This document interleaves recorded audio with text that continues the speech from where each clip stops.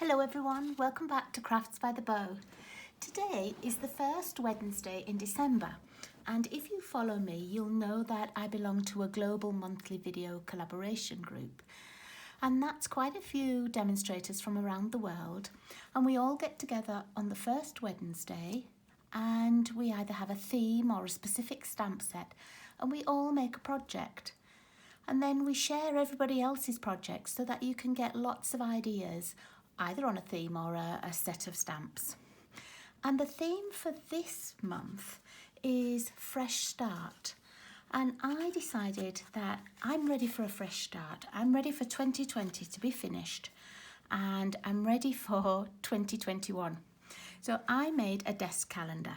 And let me just move my stamp sets that I used, and I'll show you. It's like a little easel, almost like an easel card. It's made in the same way as an easel card, and then it will just stand on your desk, and it has one of these little mini tear-off calendars with all the months in. Now, I had the inspiration for this from a calendar that I received last year from a good friend of mine, Tamara Bertram, who is a demonstrator in Edmonton, and she made this one for me. And I copied how the card went, or the easel went, and I just changed a few little bits, like the way I had the DSP going and having a little background and everything, and of course it was a different set of stamps. So thank you, Tamara, for giving me the inspiration for today's project, and let me show you how we're going to make it. I have put all of the sizings here so that you can watch, and as I go along you know what sizes of card I've used. But you can also go to my blog at craftsbythebow.blogspot.com, and there'll be more information on there too. Now, the base of our card, or our easel card, is exactly the same as a card base. I've cut it lengthways so it's 4 1/4 by 11. And I have it scored at 2 3/4 and 5 1/2. And I'm just going to fold it over. So you fold it in half, and then this right hand side piece you fold back on itself. I should really have my bone folder in my hand. Let me just see where it's disappeared. Here we go. So that gives you a much better, crisper image than just doing it with your fingers. If you don't have a bone folder, you could also use something like a stamping block and just run it along. Try not to use just the edge, because I found that sometimes if your stamping block's a little bit sharp here, you can get a line down your card. So I always have it so that it's flat. But a bone folder works perfectly. Okay, so this is our Z fold. And you can see this is the Z fold part that we've just made. So we're going to attach the front. I'll just pop that out of the way. And I've got my second piece of Misty Moonlight, which is this piece. I've got a coordinating colour, which I've chosen Bumblebee. That's going to go on here. And then I've got my designer series paper. Now, my cardstock, I don't always buy a full pack of each of the in-colour cardstocks. I like to buy this set because it has all the in colours in, and it has a few of each sheet. Now you can see I've nearly finished with this pack, but I haven't used much of the Magenta Madness. So probably I know that, I'm going to use a lot of the Just Jade. I'm going to use a lot of the Misty Moonlight. I might buy those as a full pack, but otherwise I carry on buying these kind of things because you've got a little bit of everything. Okay, so my designer series paper, I'm using the designer series paper from the Dandy Garden suite, which is going to be available in January. And you may have seen me make a couple of projects with these stamps already. This one we were allowed to buy before On Stage, which is really like Stampin' Up's convention for the year. So I had made a couple of things from this, and then after On Stage we were allowed to buy just a few more items from the suite, and I bought this one. So these are both in the suite, and this one has a matching punch and this one has matching dies. And the designer series paper that goes with it is a 6x6 paper, and I wasn't sure, to be honest, when I first got it. I thought there were a lot of bold patterns that maybe wouldn't have been my first choice. But actually, the more I look at it, the more I love it. There's always a plainer side. So if there is something that you think, I can't find a project that I would use that on. Say that you didn't like this piece. On the back is a nice subtle piece. And if you look at my past projects, you'll see I've used some of these kind of sides to stamp straight onto designer series paper to make my card. So it really is growing on me. And there are some sheets that would be great for masculine cards, any time of the year kind of cards. See, I love this. I might not use this side so much, but I love, love, love this. See, they've all got that, like a busy side and a less busy side, but some of the busy sides are stunning anyway. Okay, so I'll show you some more of that paper that I'm making, that I did something with in a few minutes too. Okay, so let's get our card glued together. We're going to glue this front piece just onto this part of the cardstock. So we're not going to glue all the way on the back. We just need a little bit of glue just on this side. Excuse me while I just pick up my scissors that fell off to the side. Sorry about that. Okay, so I'm using liquid glue. You can use whatever glue works for you. I like liquid glue because it gives me just a little bit of time that if I haven't stuck something on quite straight, I've got time to wriggle it around just a bit. It's a little bit more forgiving than some of the other glues. Okay, I'm going to get my bone folder and I'm just going to go make sure that's fully squashed and adhered. Okay, and so then there's our card base already made. So you can see how it's going to come together. And I'm going to choose which piece of designer series paper I want. On this one, you can see I had this piece and I've got this piece too. Now, if you didn't want to do a backing layer, you could use something like this designer series paper and just put it straight on the card and it would look really pretty. But I found that if I used this one that had the darker background, it sort of melted in a bit more and it didn't pop out as much as I'd hoped. So that's why I cut the backing piece just in a coordinating colour, and it just makes that pop so much more. In fact, let's use this one. I've used it on the first one, might as well use it on the second one. Okay.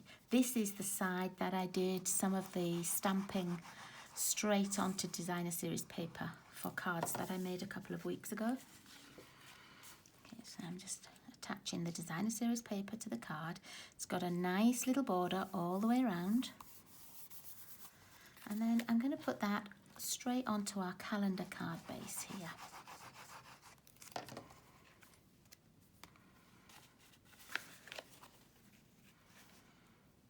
There we go.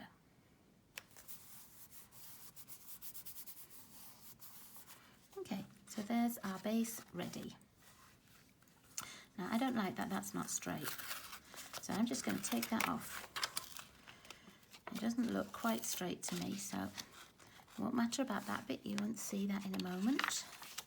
Let's have that re-glued. I'm going to re-glue onto here instead. It would bother me that that's not perfectly straight. So let's try again.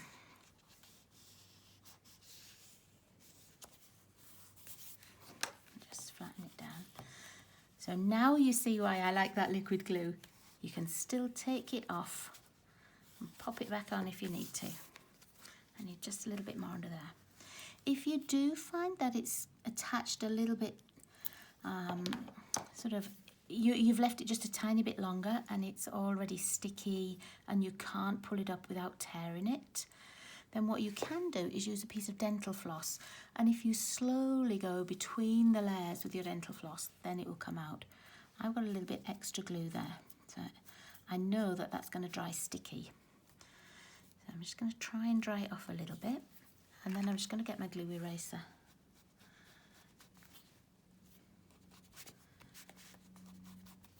Gone.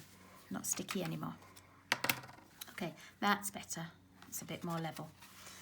Right, so next part that we're going to do is we're going to add this little calendar to the front, and I've got this second little piece of bumblebee in 2.5 by 3.25, and let me just see where I put my calendar tab. Here it is.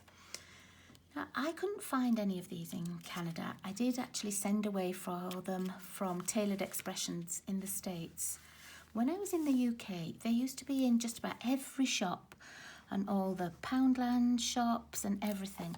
But over here, I find them really hard to find. And I don't know if I'm looking in the wrong stores or they just don't sell them here. But I do like these Tailored Expressions ones. I think they always look really nicely printed, all nice and square, nicely attached, easy to tear off. The ones I used to get in the UK, they were sewn across the top, and sometimes if you pulled one of the sheets off, it might pull some of the sewing out as well. So I do prefer these. Okay, now we're just going to attach that to our calendar base, and I'm making it just so that at the bottom I have a nice even layer left and right and at the bottom, so you can see it's sort of the same all the way around. And I'm going to turn that over, squash it on with my bone folder. There we go. Okay. Now you could tear that top piece off ready for the recipient. I'm just going to leave it on for now. And next I'm going to add the date. So my calendar's for next year, so I've cut out 2021, and I used these little playful alphabet dies.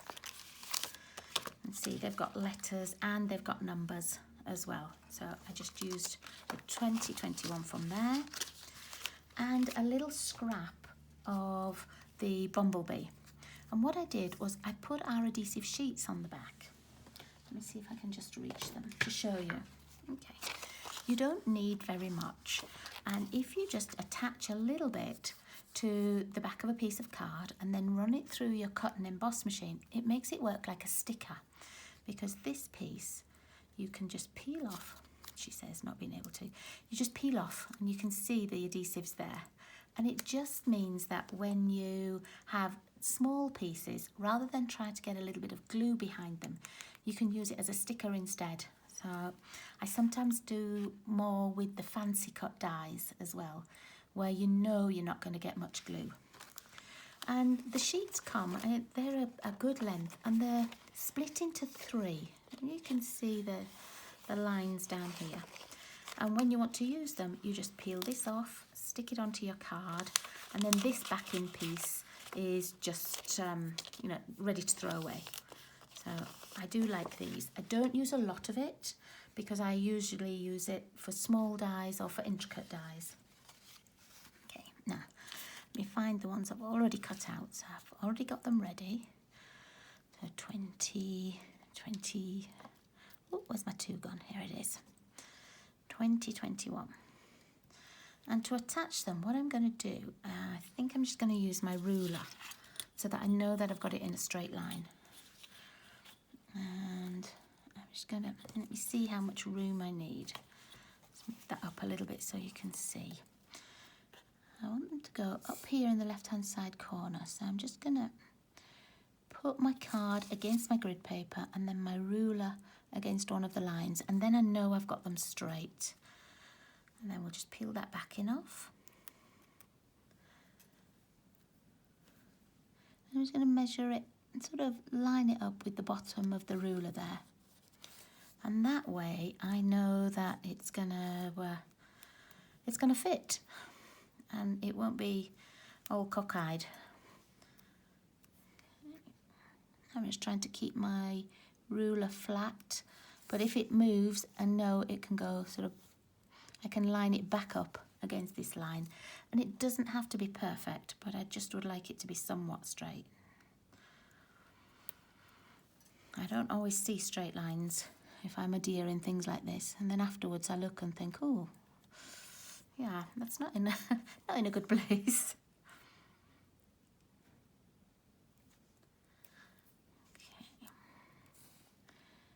Okay, so there's my 2021. I'm just going to move that a little bit there. There we go. Take that down a little bit. I don't think I had it quite evenly spaced. That's better. So let's put that away. And then next, I'm going to decorate it with one of the pieces of designer series paper. You can stamp these dragonflies and punch them out, but I thought I'm going to use these ones that Stampin' Up have already painted so beautifully for me. And one night what I did was I sat and I cut out or punched out all the dragonflies from a whole piece of this paper so that I would have them ready to use. But it can be just a little bit tricky to do this one because our punch has a small dragonfly and a big dragonfly. But when you line them up, let's see if I can show you on this piece. No, I can't show you on that piece. Right. Can you see how the dragonfly that's at the top doesn't line up with the punch? And it doesn't matter how you try to move it, you can't get both dragonflies in there. So what I did was I cut out all the big ones and round the small ones, and then I knew that I could get all of the dragonflies cut. But when you try to line up some of these, and let me get some that I've already cut as well, like this one, okay? So I know I'm not using the big dragonfly, but I want that little dragonfly. But it's tricky to get this in here. I can't move it any further along without sort of losing the paper. I could use my Take Your Pick tool with a sticky end. See where it's got that little sticky bit? Whoops. Let me just show you. You can, I think that's going to be upside down. Just let me, yeah. So you can sort of put it in and then catch it with your Take Your Pick tool and move it along like this. And use it like that. But I find the easiest thing to do is to use the piece of a post-it note. So I've torn off, let me find my post-it notes. I've torn off just the sticky edge, just this edge here. And what I do is, let me see the one that we were using, here it is. I stick this just on a piece that I'm not going to cut. And that gives you like a little holder almost to put this in, and you can manipulate it just that little bit easier because you can use this as that little lever to move it round. So if you think, right, it needs to be down just a tiny bit, rather than struggling, just use this. Okay, and then it's going to cut out beautifully.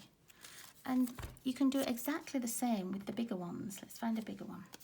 So here I've got one of the bigger pieces. I'm going to put just my post-it note piece under there and pop it in here. Because you'll find once you've cut them out, you know, you haven't got much room to hold them. Oh, just make sure that tail is in the middle. And you cut them up beautifully that way. So that's my little tip for cutting those out. Let's pop those away. Let's pop these other pieces away. I'll probably sit and do the rest of those later this evening. Okay, now we're going to attach one of our dragonflies onto here. I've got some dimensionals and let's see what colour we're going to have. I love all of these. And on the first one, I did the blue dragonfly. But you know, they all look so pretty. Let's just see and try and use a colour that I haven't used. I'm going to use the Calypso Coral one. And I'm just going to pop a couple of the larger dimensionals and then, let's see, I'm going to use my small ones because these, it's a little bit bigger than the head, but if you put it just underneath the head, it's just the right size. If you don't have the small ones, you could use some of the edging from here, or you could use a larger one just chopped in half. I just find that sometimes chopping a larger one in half, I don't end up with the best result. I tend to lose the piece of adhesive back in. and then I've got half a dimensional stuck somewhere and I don't know where it's gone. But I think that's probably just me. Okay. You could put another little piece on the tail if you wanted to too. I'm going to pop this up here. Okay, and then let's work on the inside. So to stop this falling down, we need to have a sentiment here that's raised up, and it works as a stopper. Now this sentiment I chose from the Dragonfly Garden one, the May Good Things Grow All Year Long. This time for the sentiment I've chosen this one, Made with Love for a True Friend. And I have already cut them out, and to do that I used the dies from the So Sentimental, and these are the Stitched So Sweetly dies. And I just found 2 of the scallop stitched rectangles, just 2 that I thought fitted nicely together and were the right size for my sentiment. And for the first one, you can see I chose my 2 favourite dies in this set, these last 2 here. I just love how those 2 fit together on everything. Okay, so for this one, this is what I'd chosen, those rectangle stitched dies, and the scalloped ones, I beg your pardon. Okay, and I'm just going to attach those like this, and then I'm going to put dimensionals on the bottom just so that it lifts it up, and then when this closes, or when you have it open, it isn't going to fall down like this. That's actually going to work as the stopper to stop the easel card closing. I'm going to pop some dimensionals on the back, and I'm going to use the long pieces because they're just perfect for this. It's quite a long piece of card. So, oh, look at that, that was good measuring. I bet I can't do that again. So, chop a bit off here. Pop that piece on the side. And I'm going to put a little bit in the middle as well, just so that it doesn't sag. And let's take this backing off.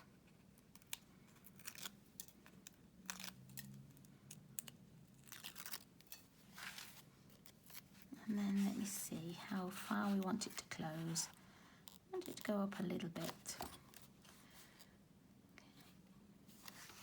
Check that that's not even straight, is it? Let's put it on straight this time. Okay. So yep, that's going to work. That's going to stay open just nicely and just the right amount. And then I'm going to add a couple of those tiny dragonflies that we were cutting out just onto here. You can put them on with a dimensional too, or you can just attach them with glue, but I'm going to put them on with those little dimensionals. Now these only just fit on these tiny dragonflies, so you have to just make sure that you get them straight, otherwise you'll be able to see them from one side, and you don't want that. You don't want to see the adhesive or anything. Now I'm going to pop one up there, and then let's get that little blue one. Turn that round. There we go.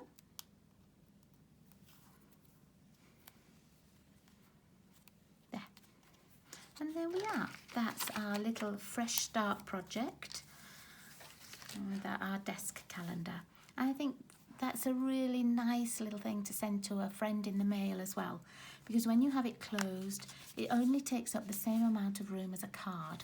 So it will fit in one of the ordinary medium envelopes and is so easy to post. If you wanted to put a little message on the back or anything, the best place to put it, I find, is this piece, because if you put it on that piece there, when you have the calendar up, you can read it from the back. If you put it on this piece, it's not as easy to read, and of course you could put it underneath if you wanted to write more, but you don't tend to see that on the desk. I just find that this piece makes it easier. You could always put another little sentiment under here as well, but once your calendar is open, then it's difficult to see that. So I hope you like my project today. If you get a chance, have a look at the links at the bottom of my video and it will show you all the other demonstrators that took part this month for the December Global Hop. And you'll see lots of different ideas, either using the same stamps or using the same theme. And thank you so much for watching me. If this was your first time and you'd like to see more of my videos, please think about subscribing. I would love it if you did. I'm trying to reach a 2,000 goal for 2,000 subscribers, and then when I have those all those subscribers and I have my correct number of hours in, it means I'll be able to do live YouTube videos as well. So I'll be able to stream them live and you'll be able to watch and join in with me. So thanks very much for watching, everybody. Have a wonderful month of December and I'll see you all again in January. Bye bye.